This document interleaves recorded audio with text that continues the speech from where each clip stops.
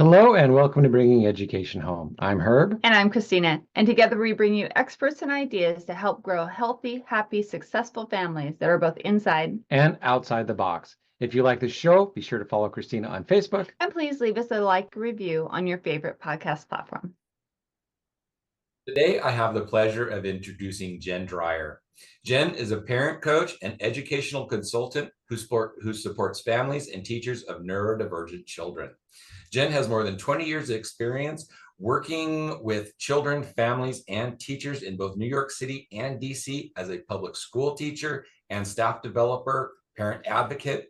And her younger son is autistic, has ADHD, and OCD. That's quite a pair, or it's quite a collection. And her older son has ADHD. In 2020, Jen co-founded Raising Orchid Kids, which provides online classes, workshops, support groups, and one-on-one coaching for parents of neurodivergent kids. Jen strives to help parents feel seen, heard, and understood in the challenges they face raising their neurodivergent kids, while providing parents with the space to connect with others who are navigating similar paths. She's a graduate of Brown University with a BA and a Columbia University graduate as a teacher with a master's degree. Jen is a native New Yorker who grew up in the northern suburbs and spent 13 years living in New York City before moving to DC. In January 2009, she also became a yoga instructor and has given her tremendous tools for facing the challenges of raising orchid kids. Welcome, Jen. That is a big bio. Thank you so much. It sounds really awesome. Thank you so much for being here. We look really forward to talking to you today. Yeah, happy to be here. Thanks for having me. Thank you again. Yes. So we would love to jump in with kind of the passions, like what is it about? And we heard some of it in your bio, but what made you really start this whole movement towards helping parents after becoming a teacher and all those kinds of things? Kind of like my story, love being a teacher, and I know the parents need some help and support along the way. Tell us about that. Mm-hmm. Sure. So we figured out that my younger son, we figured out when he was young, like 14 months, that something was going on. And at that point I was just working part-time, and I'd sort of taken some time off, when he was born, working in the school system. And once we sort of went through this process of getting him tested and figuring this whole thing out, my husband's aunt is a hearing impaired specialist. So she walked us through the whole process. And I was like, oh my gosh, I had no idea that like all these things were available, like what you can do. It's very overwhelming.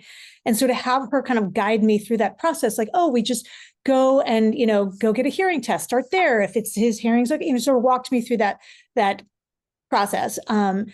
And got him tested. It was free, and everywhere in the United States you can get, free evaluations for 0 to 3, really, 0 to 5-year-olds mainly, but really 0 to 3 is kind of the sweet spot where that's the easiest to they usually come to your home.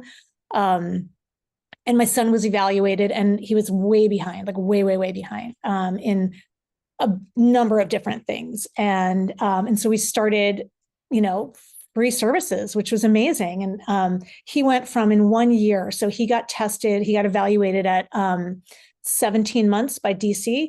And 1 year later, he was reevaluated and he went from 50% behind in speech to 10% behind in speech in just 1 year because of all the interventions and because the brain is so plastic and malleable between, especially 0 to 3, but really 0 to 5.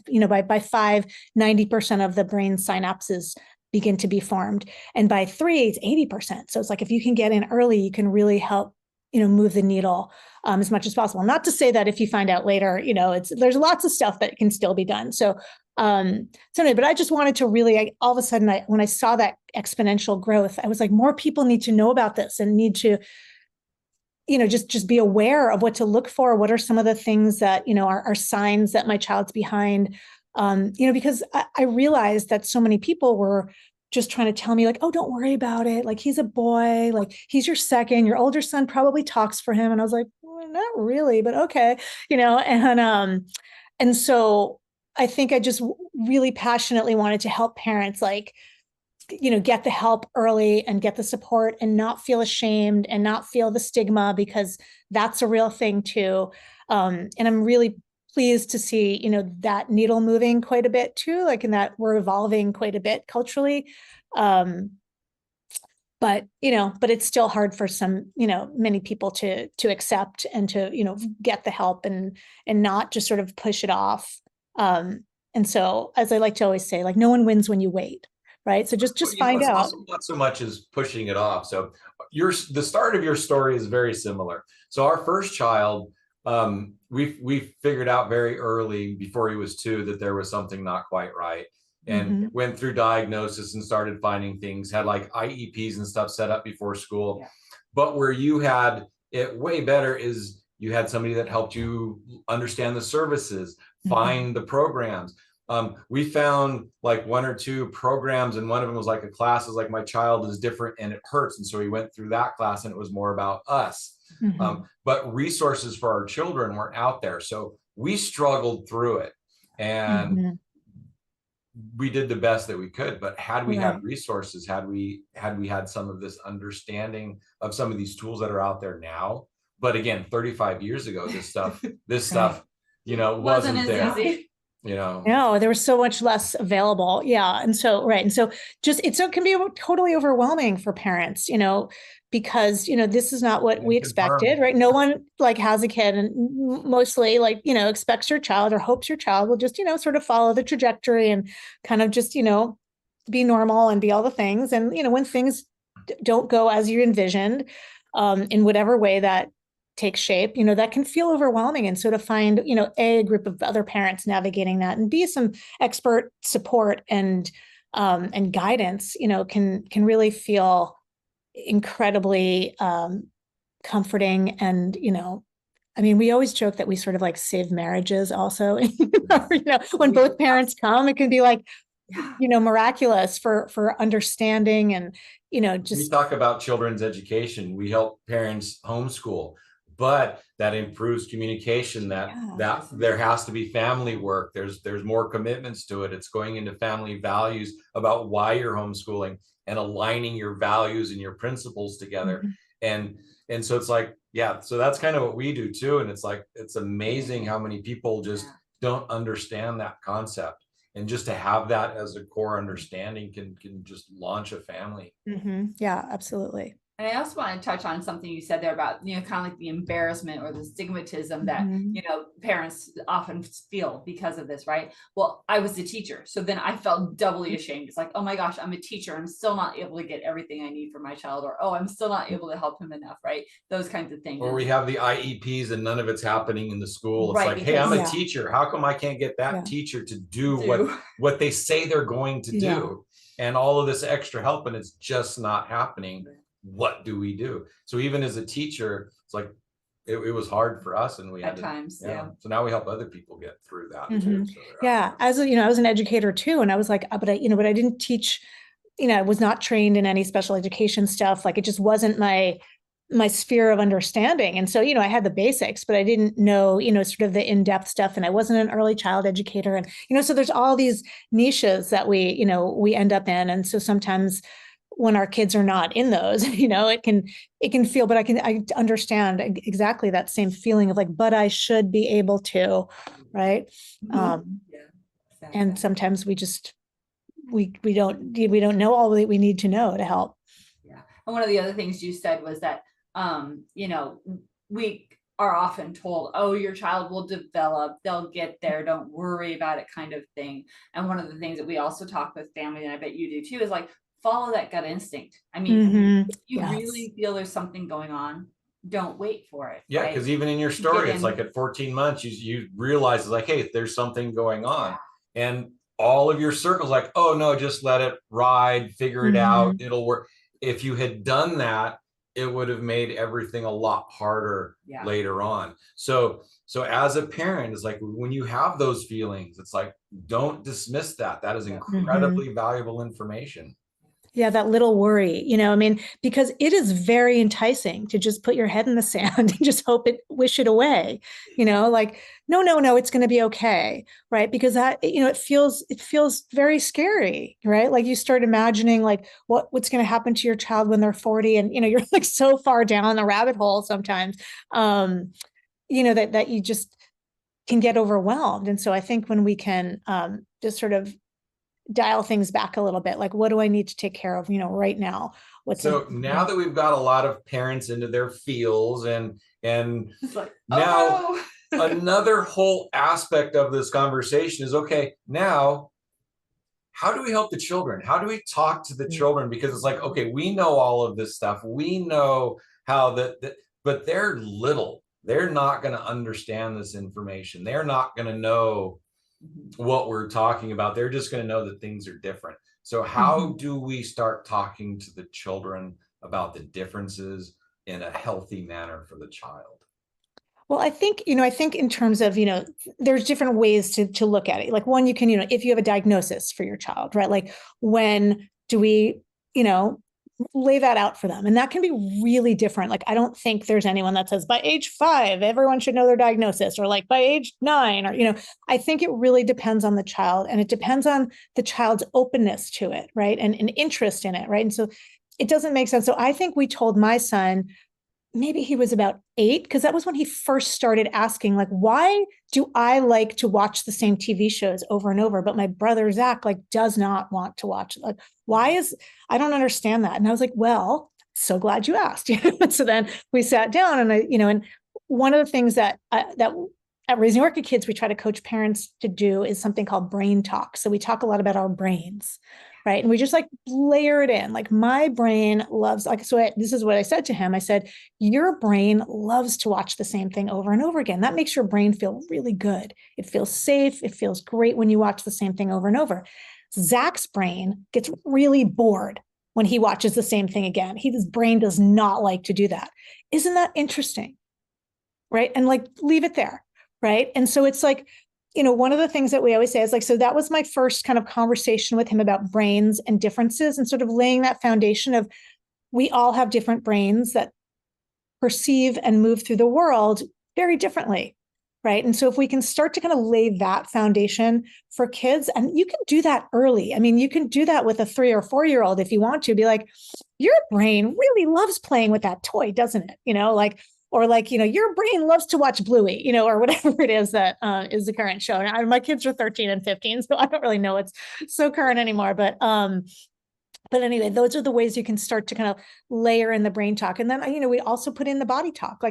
Looks like your body really needs to move right now. Looks like your body feels really wiggly, right? And so getting them to understand, kind of tune in to what's going on for them, what are the ways that their brain and body work, and what are the things that are shift within them, and how do we take care of those things? And the whole goal of all that stuff is so that down the road they learn to advocate for themselves, right? And understand their brain, what we call metacognition, understanding the way their brain works and what triggers my brain, what makes my brain feel good and feel happy, right? And what do I need to do in these situations that can trigger my brain to help myself get back into a calmer state?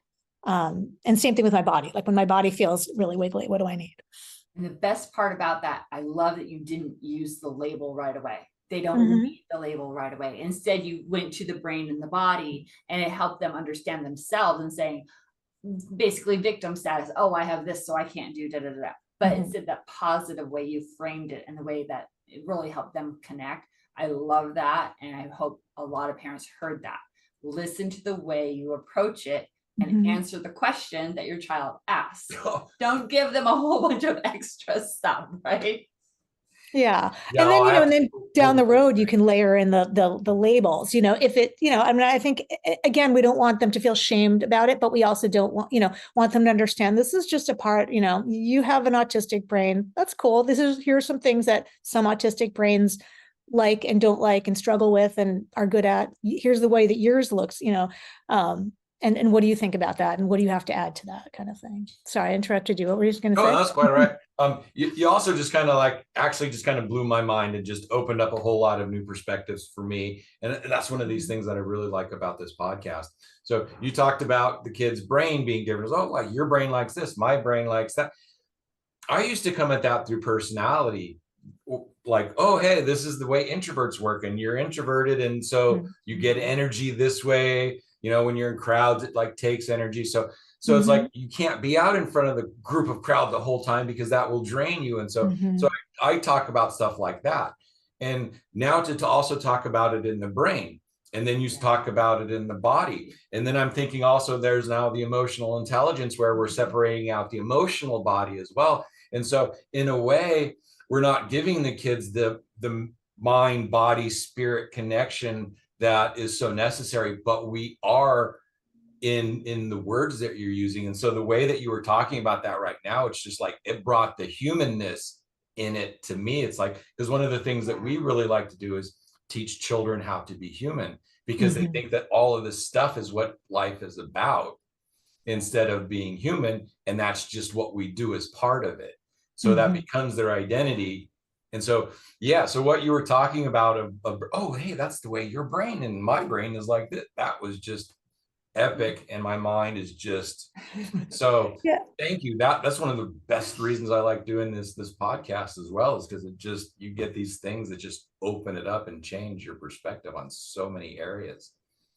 Yeah. I mean, I think that brain stuff is, it's just like, if we can normalize talking about it that way, like all the time, just like, we don't even have to talk about our kids' brains, like, just like those commentaries as you go through, even if you're talking to one another, like, oh, my brain is really having a hard time with whatever right now, like, or my brain is feeling good right now. I just finished something that was like, it took a long time to finish and it was a lot of work. Like, oh, my brain feels really satisfied right now. And so, you're just layering that in. And some of the reason that we coach parents to do that is because also when you take out the, like, I feel really good about this, or you feel really good about this, like, it sort of feels like your whole self. Right. And so sometimes when it's like a thing that's not positive, like when that's feeling like my whole self has a hard time with loud sounds, then like there's something wrong with me. Right.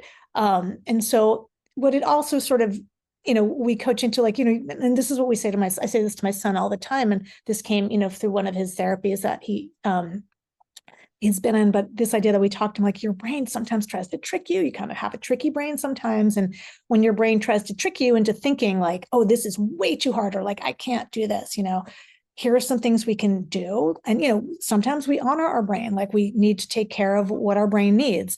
And if our brain is willing to try, one thing when it's feeling really upset, like, how do we move it back? And, so that idea of teaching them that actually their brain doesn't, I mean, it does control you, but like, it doesn't, like, there's a way as our prefrontal cortex is developing. And, I mean, the bad news is that doesn't develop till age 25 in neurotypical kids. So later in neurodivergent kids, but that we are able to sometimes begin to learn how to override some of the impulses that we have.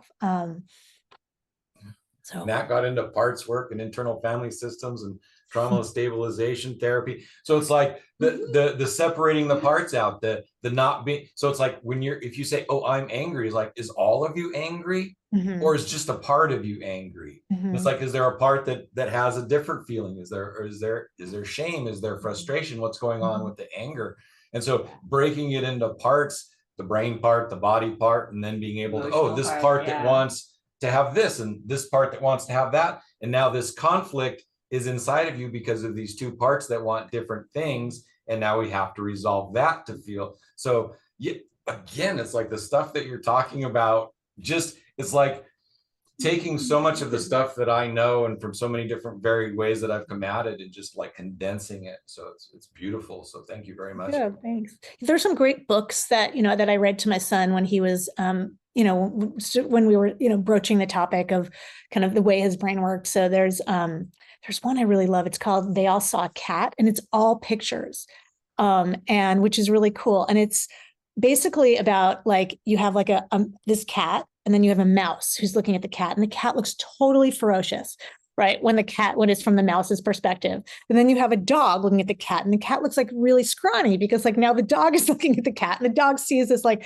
much smaller thing. And, and there are a few different, and like a human's looking at the cat, and the cat looks like loving and sweet. And, it's just really interesting how I just love that, because it's just a nice way to frame the idea that, we perceive things differently, right? Different brains perceive things differently.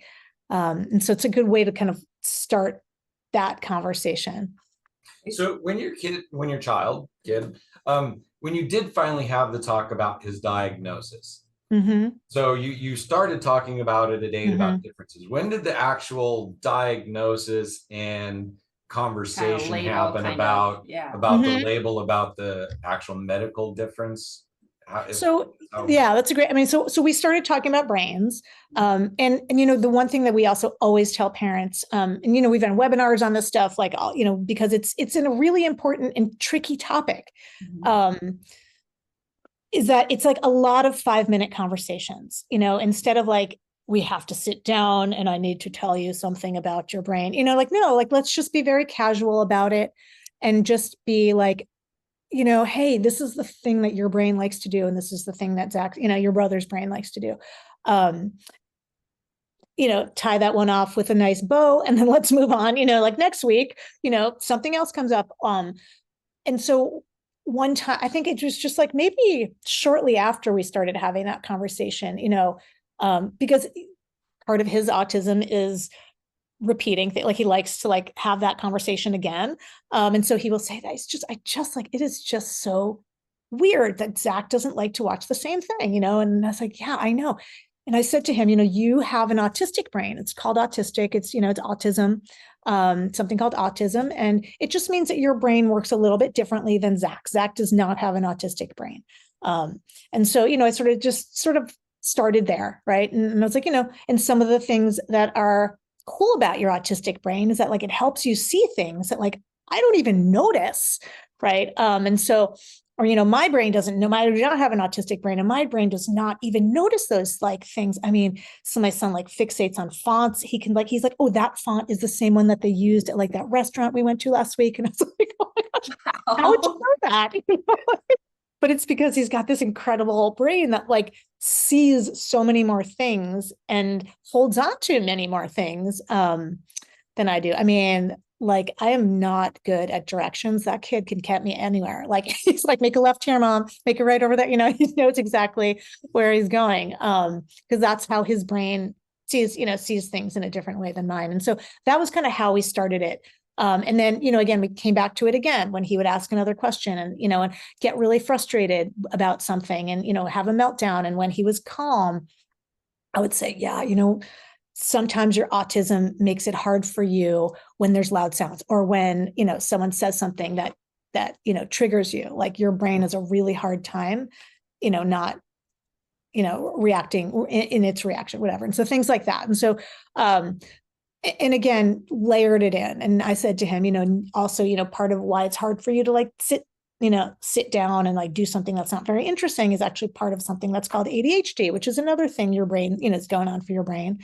And I said, actually, then I could talk about my older son who also has that. And I'm pretty sure I have ADHD too. It's not diagnosed. And I was like, I'm pretty sure I have that also in different variations. But anyway, that's sort of how, you can layer it in and just start to sprinkle it into conversation in a really and the way, for me anyway, like I feel like my big goal is to have people and kids and people, future adults not feel ashamed of their diagnosis and not feel like they have to hide it and mask it, which can be, there's just a lot of research out on how that masking, which is like hiding your autistic traits and hiding your neurodivergent traits.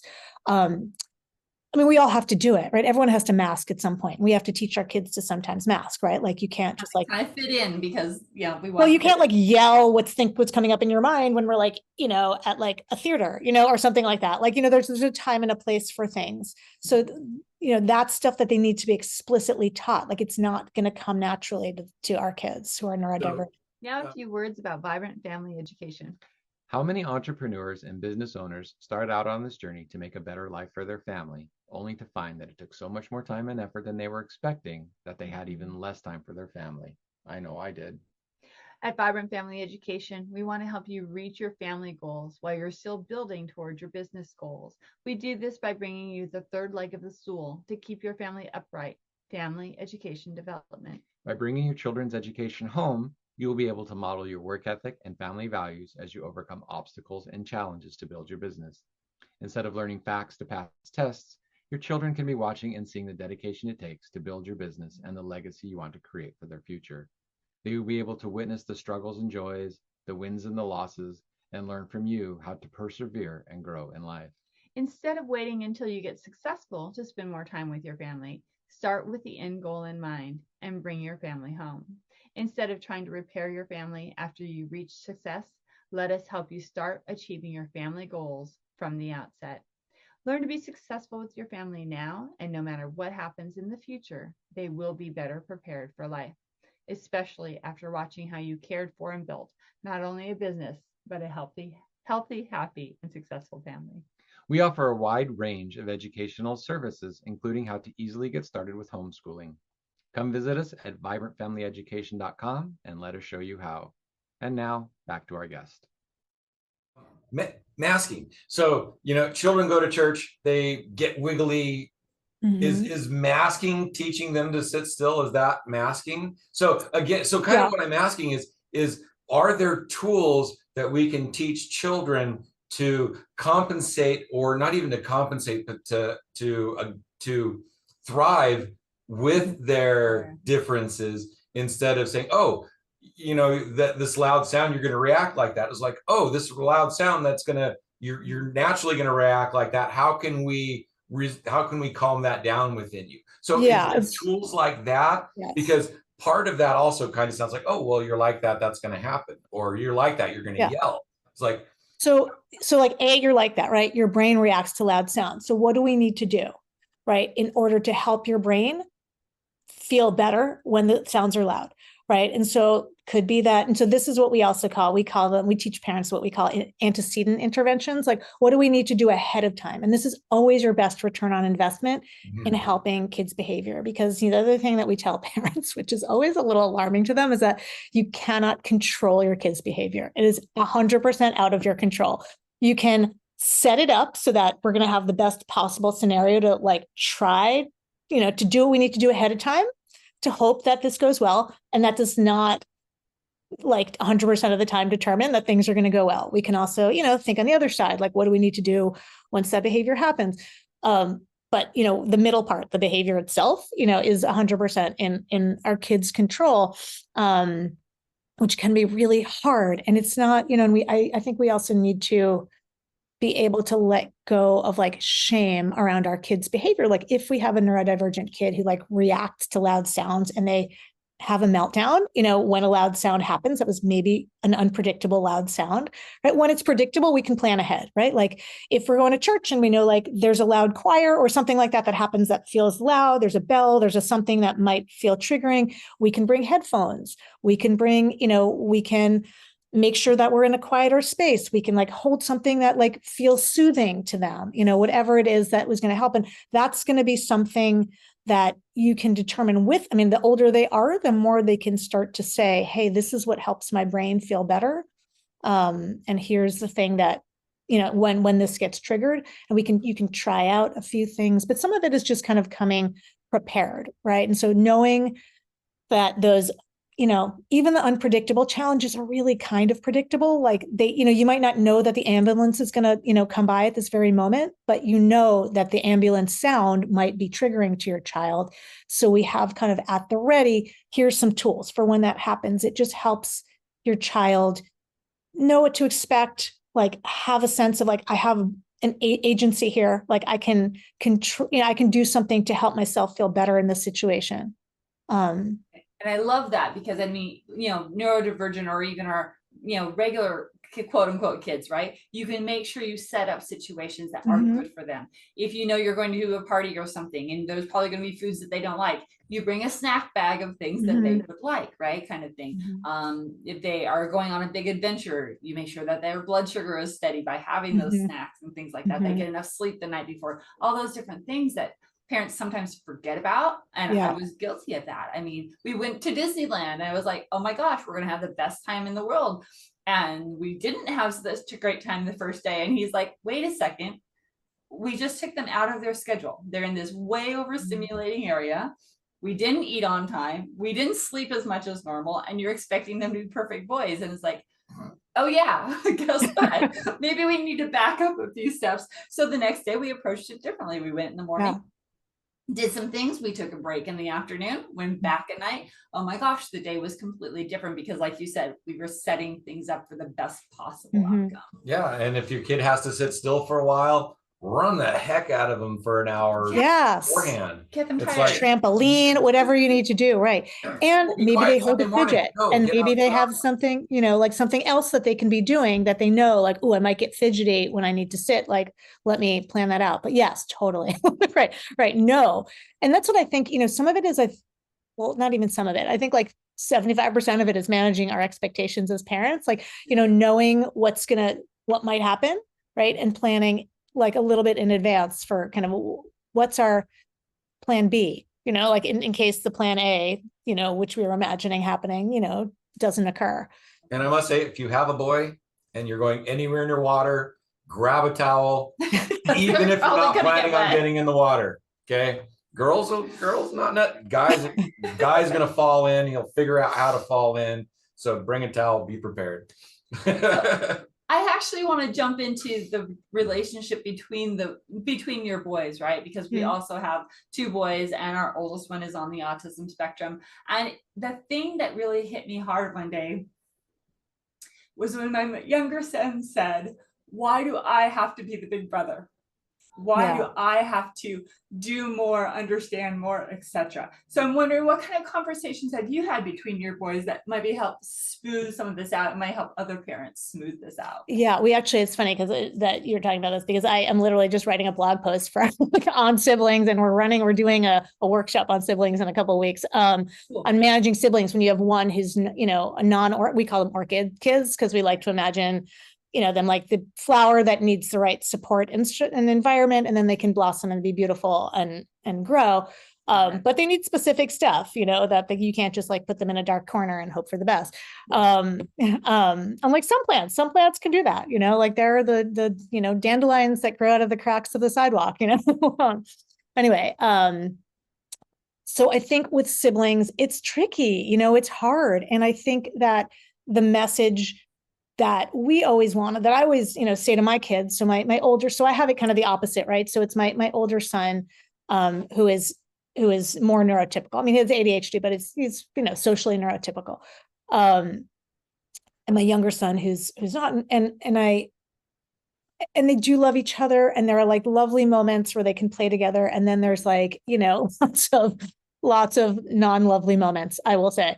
I mean, I was like, okay, that's life, that's siblings, and also it is extra hard. And, while it's different because of the flipping of the ages, the thing that I always say to my older son is like, like equal isn't like fair isn't always equal, right? Like what's fair and what's going to be helpful for your brother in this situation is different from what's going to be helpful for you in this situation. And that's because your brains work differently. So we talk about, the other piece too is like talking to your kids, the siblings, about the diagnosis. So I talked to my older son about my younger son's diagnosis way earlier. So my older son was like 5, and he was like, "Why doesn't Max ever want to play with me in the way that, and so I said, well, let me tell you a little bit about it. Max has this autistic brain. And I was like telling him about that. And so then, they all process it in their own ways, but this was really funny. Then like a few days later, I had like a running grocery list, like on the counter, and it was like milk, eggs, sugar, whatever. And then my son wrote toilet paper because he was 5, and then he wrote like poop, and then he wrote autism. Like, well, we're not going to go pick up some autism or poop really at the grocery store, but okay, you're working through it.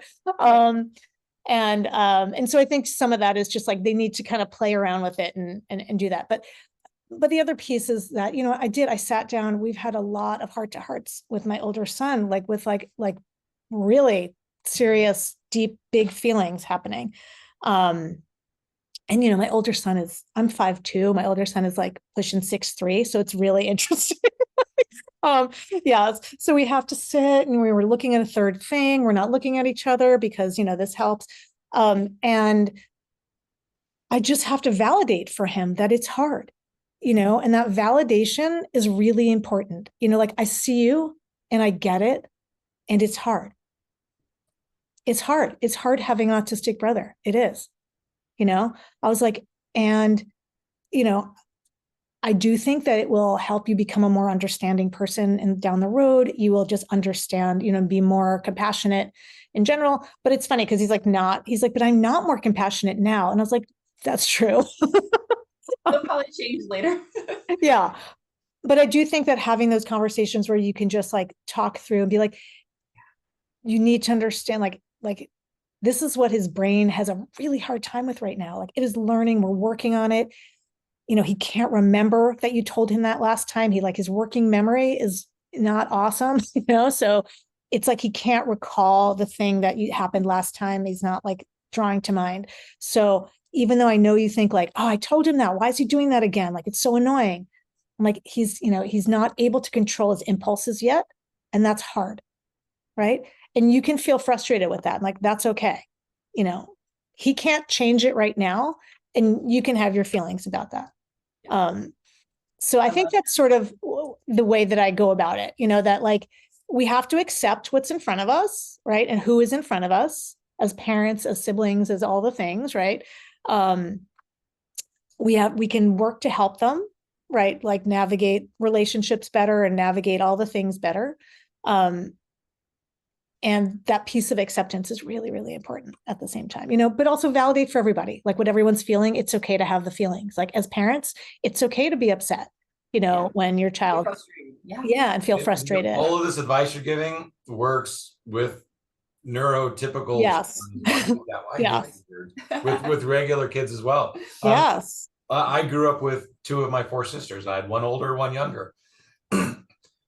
The conversations kind of would be like, well, how come I can't do that? They're doing that. It's like, well, they're 4 years older than you are. Mm-hmm. And it's like, well, and then we're like, how come she gets to do that? We didn't get to do that till we're 10. She gets to do it at 7. It's like, Mom and dad have learned a little bit. What's going on? It's like, and she's complaining, how come they get to do it? And we're complaining, how come she gets to do it? And so it's like, it's never fair. There is, so it depends on the situation. And as the only guy, I was allowed to do things my sisters weren't allowed to do. As girls, they were allowed to do things I wasn't allowed to do. It's like, life isn't fair. Yeah. And I guess that idea, like, fair is not, like, equal isn't fair necessarily. Right. And so if we can know in schooling 100%, right? Like, if we want to, I love that image. I don't know if you've seen it, that it's like a drawing that's gone around that sort of has like kids, looking over the fence, and some are shorter and some are taller. And like, if you give everyone the same size ladder, like, some kids will see over the fence and some kids won't. And so we need to adapt to, where our kids are, and what they need. So, I think it's tricky though. I mean, it's hard, and the siblings are hard in general, and particularly hard when one of them is a neurodivergent. And then adding the neurodivergent in there, the autistic, that adds a whole layer of complexity. So and then you have like, for some of them, sometimes my older son will like, I'm like, I know you might feel embarrassed sometimes by the way Max acts, because, my younger son, like, for better or for worse, that kid does not know how to mask. So he is just like, wants to dance to this thing. Like, we're in like public and he's just dancing to it, and I was like, well, cool. Like, I'm not like, you're not harming anyone. And this makes your brain feel happy and good. And like, I think it's fine. Like, and so if you're flailing your arms and someone's over there and you might hit them, like, we can't do that, but like, you can do your thing. But, I was like, I recognized from my, teenagers, they have, all sorts of stuff going on. And so I was saying to him, like, I get it if you feel embarrassed by him, but I think it's kind of inspiring how little he cares about what people think about him. Right. If more of us cared less about what other people thought and really with our heart, I think we'd probably be in a really good place. And who hasn't been embarrassed by their parents once or twice? Right? It's like, you're embarrassed by your kids, you're embarrassed by your sister. I was embarrassed by my sisters all the time. It's like, I think they went out of the way to try. But sometimes when there's differences and the embarrassment is because of a difference in that way, it can hurt. So there was a lot of times where when I saw what was going on with my son and in the autism and how he was treated, it put me into really dark places about Mhm. stuff that I went through. And it actually sometimes made it hard for me to step up and advocate for my kid because of the trauma Yes, of we get triggered. myself. Yeah. So, Yeah. if your child is neurodivergent and you feel embarrassed to stand up for them, that's Check not inside unnormal. you. We went through that. It hurts. It Mhm. sucks. I mean, I feel myself tearing up right now because of how Mhm. much more I could have done had I understood those kind of ideas. So yeah, Yeah, it's hard. yeah, it's hard for the parent. So It this, is, it is. And, and there are times where like, when we were, I have a couple of these, stories always float in my head. Like when we were watching my older son, at a karate, he was probably like 7 and Max was 5 or 4.5 or something like that. And we were watching him and, we just sit in the karate room where he was doing his, his like little kid karate class. Um, and something, I don't know, Max was doing something, but it was like he was getting worked up and he started kind of talking loudly or something. And this man in front of me like turned around and glared, and gave me like a, like a dirty look glare. And I got like, I was like, I'm sorry, he's autistic, I just got really, and I was like, I'm fighting back tears. I could just feel like, and it was really interesting. And I was like, okay, I need to have compassion for that guy too. Like, he doesn't know. That said, like, we should stop making assumptions about like, and judging other people and their parenting, because I think that, when you were going through yeah. that, did you think you were the only person who ever felt that way at that moment? No, I knew that I was probably not alone, because at that point I'd already been, sort of, I knew other parents with neurodivergent kids and autistic kids, and, and I knew, Yeah, because the first time that happened to me is like I felt so alone. Is like, yeah, am I the only one?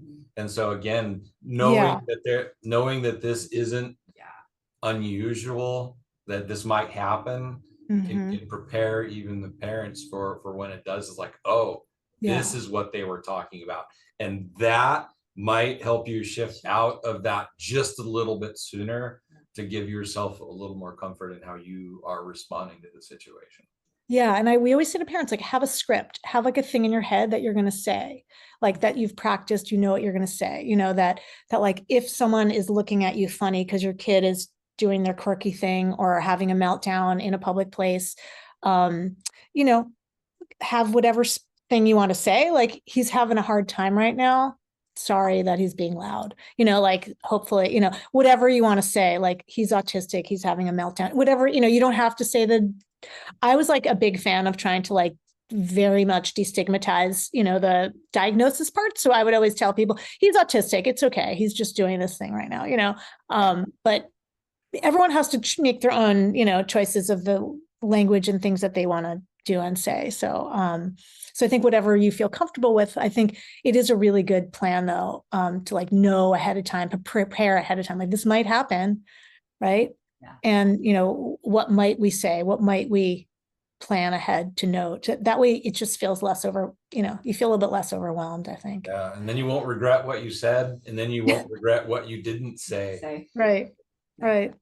Awesome. Jen, this has been such an awesome conversation. Thank you so much for all the tips and all the help that you've been giving our parents in this podcast and this broadcast. And, everything that you've been saying is just like so right on, especially when you're doing it in a place from the heart, right? Mhm. And you're doing it not as an excuse, but as an explanation instead. Mhm. Unfortunately, in my 27 years of teaching, I had parents who would walk in and immediately say, my child's autistic and they can't do this. It's like, excuse me, have we even tried yet? Mhm. Right, kind of thing. So I love how you're coming at it as perspective of, let's give it a try. Let's give them the tools to try something new, et cetera, et cetera. And you're not using it as an excuse, but as a springboard. Like, how can we help them, work through all of this? My brain works differently. How do we fit it into making this happen? Mm-hmm. Right. Or I have a hard time with this, what helps get through that thing, Yeah, exactly. So help parents understand a little bit more about you and how they can contact you if this conversation has been helpful to you. Parents, guardians, grandmas, grandpas. I mean, we have Mhm. our relatives who don't understand our kids part-time because they Yes. aren't in the house with them every single day. So how can our audience get a hold of you if this has resonated and they would love to get some help? So anyone can email us at Raising Orchid Kids, all one word, at Gmail. We also have a website, raisingorchidkids.com. We have a blog. We do like free blog posts every other week, and we have webinars, and we have classes for parents on there, and lots of resources on there. So that's a great place to stay connected.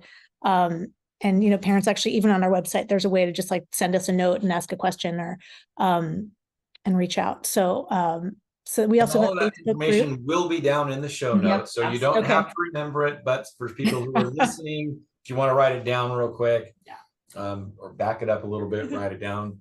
So. Awesome. Yeah, and we have a Facebook group that's like a private group that people can join to share resources and ideas and thoughts and all the stuff. Can just find community. So that's another nice free resource that we offer. Excellent. Thank you so much. Was there anything that we didn't get to today that you were kind of thinking, oh, I really want to make sure I talk about this? Yeah, I don't know. I don't think so. I mean, I think, when we're thinking about how, as much as we can, as much as possible, like, moving from that place, as you were saying, of, compassion, right? And assuming, there's a couple of things I always joke that, like, we want people to tattoo on their arms in case like I'm stuck. I'm like, oh yeah, right. Like down. And so that idea that, he or she is not giving me a hard time, he's having a hard time, right? And that idea of like understanding that, like, when my child is melting down, he's having a hard time, right? Is a really great perspective shift. That one and one other that I really love is that the shift from, a lot of people will say, well, he's just like attention seeking. And that one really kind of bothers me a little bit. And so I've reframed it to call it connection seeking, which I really like. So that a lot of times when kids are seeking attention, it's like they're feeling disconnected. So we can help them feel connected so that, they're doing the thing that is attention seeking, less. Another fabulous piece of advice. Thank you there. so very much. So anyway, at this point, I would like to thank you for being on the show today. So many people these days, when they come across a problem, they do bury their head in the sand and turn the lights off and hope it goes away. And instead, you took the problem and you shine a light on it, and you're helping other people with it. So you are a hero. You've gone out and you fought your dragon, and you're coming back to the community to spread the story of how it helped and how you can help other people. So you are a hero. So many people just turn their back, and you're throwing it out there and getting it out there in front of the people. And that is, so many people can't do that, don't do that. So thank you for being here today. Thank you for sharing your story. Thank you for helping families. Thank you for having me here. It's been a really great conversation. I really enjoyed it. Thank you so much, Jen. All right, audience, you know what to do. It is time to hit that share button, hit that like button. Make sure that other parents get to hear this wonderful information. Share the podcast. Let them know that there is help out there for families in lots of different ways. We help with education, family dynamics. Jen helps with, dealing with the orchid children and all the special, unique things about them. Go to the person that can help you and your family the best to make sure that your child is being raised in a happy, healthy, and successful way. Until next time, bye for now. Bye for now. Hello, and welcome to Bringing Education Home. I'm Herb. And I'm Christina. And together we bring you experts